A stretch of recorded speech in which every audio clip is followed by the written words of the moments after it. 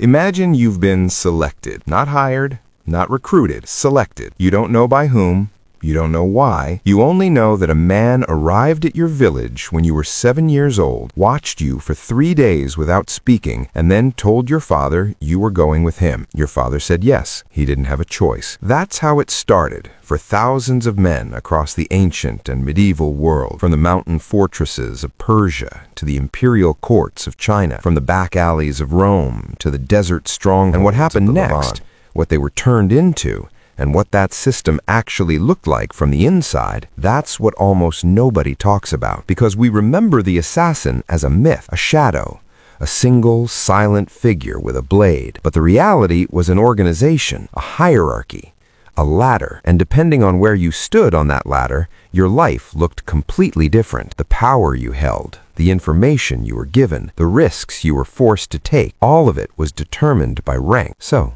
let's climb that ladder from the bottom, rung by rung. Before we go anywhere, we need to agree on something. The word assassin is not romantic. It didn't start that way. The most credible etymology traces it to the Arabic Hashashin, a name applied to the Nizari Ismaili sect operating out of the mountain fortress of Alamut in northern Persia around the 11th century. Whether or not they actually used hashish is debated. What isn't debated is what they built. They built one of the most sophisticated covert operational hierarchies in recorded history, and their model, the ranked, compartmentalized structure where each level only knew what it needed to know, became a template not just for assassins, for intelligence agencies, secret societies, and military special operations for the next 1,000 years. The structure they used had roughly 7 levels. Some historians compress them, some expand them, but the bones are consistent across sources. 7 ranks,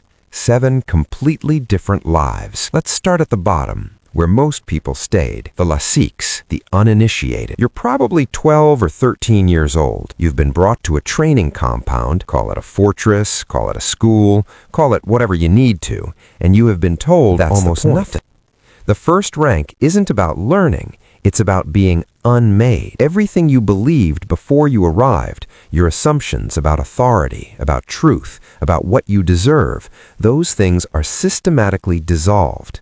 Not through cruelty necessarily, through isolation, through exhaustion, through carefully controlled information. You're told just enough to make you curious, not enough to make you dangerous. What you're learning at this stage isn't combat, it's obedience. The organization needs to know before it invests anything in you whether you can be trusted to follow an instruction without understanding it, because that's the foundation. An assassin who needs a reason before he acts is an assassin who hesitates, and hesitation gets people killed. You train your body.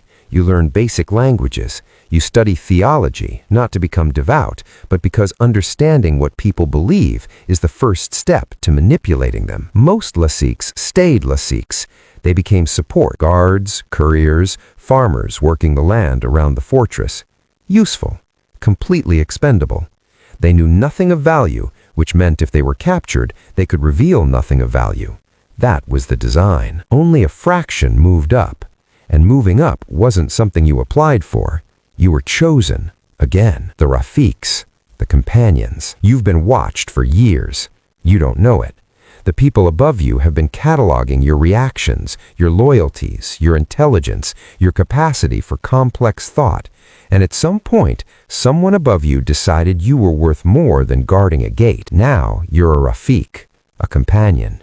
And the world gets slightly larger. You start receiving doctrine, real ideology, not just surface theology. You're brought into the intellectual framework of the organization, why it exists, what it opposes, what it's trying to achieve. You begin to understand that this isn't simply a military outfit, it's a political project with a philosophical spine. This is where the manipulation becomes elegant. Because you're not being told lies exactly. You're being told a version of the truth that is internally consistent and emotionally compelling. The Nizari Ismailis had genuine grievances, political, religious, historical. They were a minority sect under existential pressure from the Sunni Abbasid Caliphate. The narrative they gave their Rafiqs had texture and weight. It wasn't empty propaganda. That's what made it so effective. A man who believes in what he's doing is more dangerous than a man who's been paid. He doesn't need to be monitored as closely. He doesn't need constant incentive. He has already convinced himself. Rafiqs managed logistics, finances, low-level intelligence gathering. They ran the daily operations of the network, and they still knew only as much as they needed to. The compartmentalization was absolute. You could not piece together the full map of the organization from your level. You saw only your room, not the house. The fidais, the devoted ones. Here is where things get genuinely uncomfortable. The fidais are the ones you know from the history books. These are the operatives, the ones sent out into cities, courts, and caravans, the ones who got close, the ones who killed. Becoming a fidai meant you had passed through something. We don't have a precise account of the initiation process, but scholars who've synthesized Persian, Arabic, and Crusader sources suggest it involved a combination of prolonged psychological conditioning, intense physical training, and critically, a revealed truth, a secret, something that bound you to the organization not just through loyalty, but through shared knowledge. You now knew something that if you betrayed it, made you a target. You were let in just far enough that walking away became its own kind of trap. The fidais spoke multiple languages. They could adopt cover identities for months, sometimes years. They infiltrated courts as scholars, as merchants, as servants. They built relationships with their targets. They became trusted. Then they acted. And here is the irony that most tellings miss. The weapon was almost never the point. The assassination itself was frequently the least important part of the operation. What mattered was the message.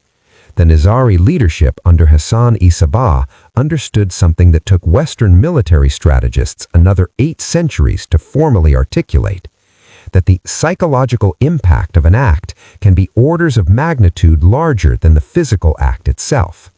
One death in the right place, witnessed by the right people, delivered by someone who had been trusted and invisible, could paralyze an entire court, could make a caliph afraid to sit near his own advisors, could make a sultan negotiate instead of attack. The fidais were instruments of psychological warfare. The blade was just the delivery mechanism. Most fidais died young.